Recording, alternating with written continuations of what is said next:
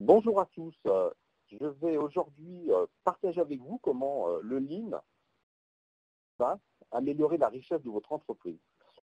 Je ne veux pas vous abreuver de définition du Lean parce que je pense que soit vous avez déjà un projet ou des formations en cours, j'espère avec Excel, et vous avez tous entendu parler de toutes ces expériences qui sont réussies, des projets qui ont réussi. Heureusement, il y en a énormément.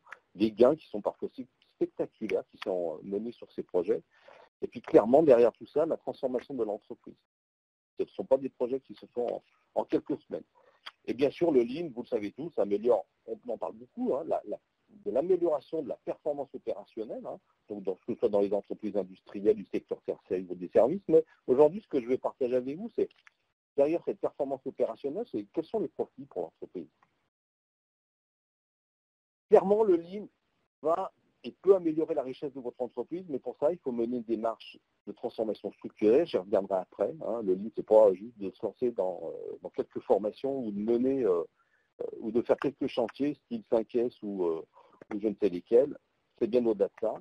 Donc, le Lean va vous permettre de s'améliorer sur 4 points, sur les points sur lesquels je vais revenir. C'est, comme toujours, l'amélioration sur les processus, l'efficience des processus, et bien toujours au profit des clients. L'amélioration des ratios financiers, donc ça, je vous donnerai quelques détails là-dessus. Derrière la création, quelle création de valeur pour l'entreprise, une valeur financière. Et dernier point, et c'est peut-être un des points les plus importants, c'est comment le Lean va améliorer de façon sensible la richesse humaine. Donc, comme je vous disais, pour que le Lean prenne toute son ampleur au sein d'une entreprise et vous permette d'obtenir les résultats que vous escomptez, il faut conduire un projet. Je parle bien de projet que je vais qualifier de stratégique parce que c'est un projet qui va, c'est un terme que je pense souvent, qui va relever l'entreprise, que ce soit dans ses processus, dans les processus physiques, mais ce soit aussi au niveau des hommes. Et pour mener un projet stratégique, il y a un certain nombre d'étapes qu'il ne faut pas rater. C'est d'abord, vous en tant que client, quels sont vos objectifs, quelles sont vos ambitions, qu'est-ce que vous avez envie de changer, qu'est-ce qui fera que vous serez satisfait de cette démarche dans 3 mois, dans 6 mois, dans 1 an. Pour ça, il faut mener un diagnostic, exactement de quoi je parle, quelle est la situation de mon entreprise aujourd'hui, quelque chose qu'on partage, auquel on est d'accord. Et puis, comme toujours, mettre en place des chantiers pilotes qui vont donner envie, qui vont dynamiser, qui vont avoir des résultats vraiment rapides. Après, rentrer forcément dans le déploiement, ce qui va durer parfois plusieurs mois, voire plusieurs années. Indispensable de former des référents en interne qui vont être capables de déployer, donc ils vont vous apporter l'autonomie et bien sûr, et c'est la chose la plus importante, la pérennité de votre système. Faire un chantier pour gagner de l'argent, c'est facile. De garantir et de pérenniser ces gains, voilà, ça c'est quelque chose d'extrêmement important. Et bien sûr, comme toujours, appliquer les gens de terrain et puis avoir un sponsoring fort de la direction. Donc le Lean, dans tous ces projets, va avoir des impacts sur ce que j'appelle les ratios financiers de l'entreprise. Et qu'est-ce qu'on va retrouver? Ça va être l'accroissement du chiffre d'affaires, enfin le potentiel d'accroissement du chiffre d'affaires, ce qu'on appelle nous des gisements. Il va y avoir des impacts sur le PNL, sur le résultat, à travers une combinaison du chiffre d'affaires, et puis je vous donnerai un certain nombre d'éléments sur la réduction des coûts. Et dernier point, c'est sur l'amélioration sur le retour sur le capital employé. Les gisements de chiffre d'affaires, il y en a dans toutes les entreprises. Il faut juste les identifier, il faut juste être capable de les exploiter. Donc, qu'est-ce qu'on va retrouver là-dedans? Le premier, c'est toujours le même, c'est satisfaction service client. Améliorer mon service client. J'ai envie de dire que toutes les entreprises en rêvent, de pouvoir livrer ses clients, pas autant où vous avez décidé, mais celui qu'attend votre client, je pense. Et puis d'avoir un taux qui sera entre 98 et 99%, tout le monde en rêve. Le Lean travaille énormément et bien évidemment sur tout ce qu'on appelle les lead time, donc là, de compacter tout ce qui est processus, de réduire tous ces temps, passer de l'émission d'une commande de 30 jours à 10 jours, c'est clairement service client et quelque part un potentiel qu'il faut exploiter. L'accélération du time to market, c'est aussi absolument essentiel, surtout aujourd'hui où les choses doivent aller beaucoup plus vite qu'avant. Le flux tiré qui va forcément avoir un impact, on le verra aussi après sur les stocks, mais qui va aussi vous permettre d'avoir une meilleure capacité de livrer vos clients. Les délais de fabrication, j'en ai un petit peu parlé. Et puis le dernier point, c'est de mettre en place un pilotage au sein de l'entreprise, ce qu'on appelle couramment de l'animation intervalle court avec du management visuel, pour partager et pour mieux maîtriser tout ce qui se passe au sein de l'entreprise. Après, clairement, vous allez avoir un impact au niveau de votre PNL, donc de votre résultat, parce que vous allez pouvoir avoir une certaine réduction des coûts, à minima une maîtrise de vos coûts, donc sur la main-d'œuvre directe et la main-d'œuvre indirecte. On va parler de l'amélioration de la production directe, hein, on pourra mener un certain nombre de chantiers, à l'accélération de délais d'exécution.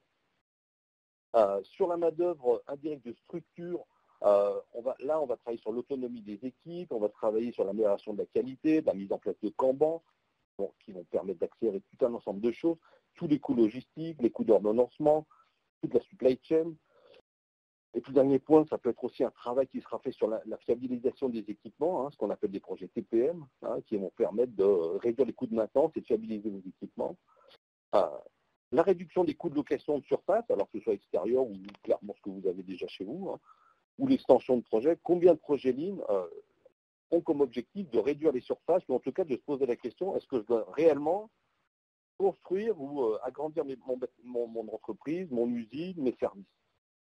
Donc ça va passer aussi par la réduction des espaces entre machines. Hein. Je ne suis pas en train de dire qu'on va mettre les machines les unes sur les autres, mais au contraire d'avoir l'espace nécessaire. Donc c'est ce qu'on appelle la réduction de surface inutile.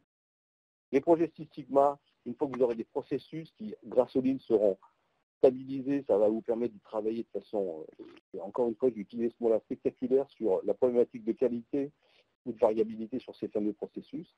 Dernier point, c'est la réduction du coût matière.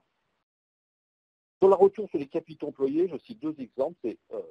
Le Lean va vous permettre d'avoir une bien meilleure maîtrise de tous vos investissements, que ce soit des investissements entre guillemets humains ou des investissements matériels.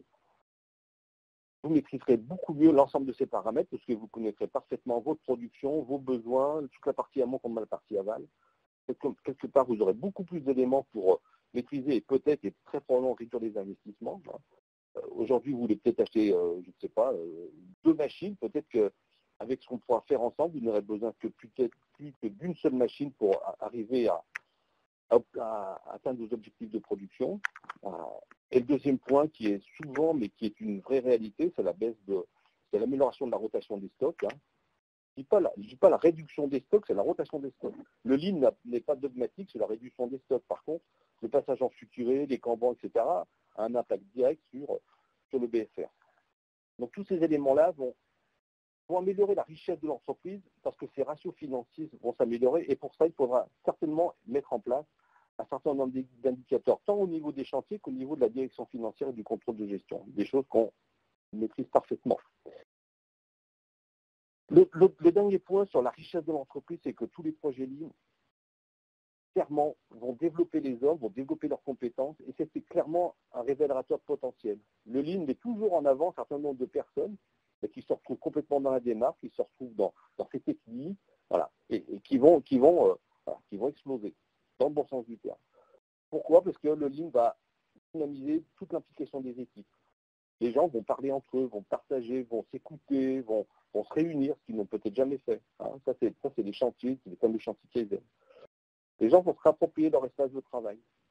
À partir du moment où on va travailler sur leur propre poste de travail, leur espace de travail, ça va devenir leur espace de travail, celui dont ils ont toujours rêvé peut-être, ça sera le leur, et bien clairement ça va les dynamiser. Et qu'est-ce qu'on entend? Ah ben tiens, maintenant je peux changer les choses. Et puis la fatalité n'existait pas. Avant les gens, ils subissaient. Maintenant ils vont être acteurs. Et c'est clair qu'il y a d'être acteur de son propre changement, c'est une source de fierté et de motivation.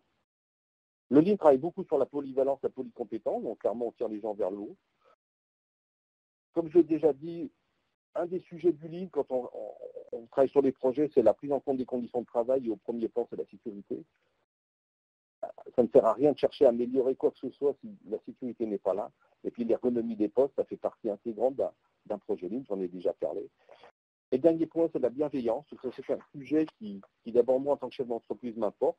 Et je pense que tout chef d'entreprise est aussi extrêmement attaché à cette qualité, ou en tout cas à l'image que l'entreprise véhicule à travers la bienveillance. Pourquoi la bienveillance? Ça baisse l'absentéisme, ça améliore la productivité, ça baisse le turnover, ça améliore l'image de l'entreprise à l'extérieur. Donc pour le recrutement, c'est quelque chose d'extrêmement important. Et on le voit, ça améliore la créativité.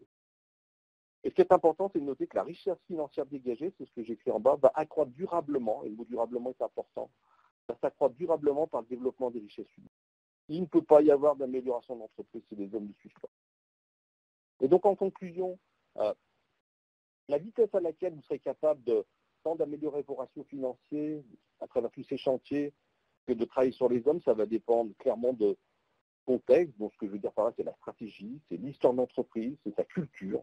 Chaque entreprise est différente, elle a plusieurs usines, elle n'a qu'une seule usine, elle existe depuis 150 ans, elle a racheté des entreprises, elle a connu de la croissance, de la décroissance, tout ça, il faut prendre en compte.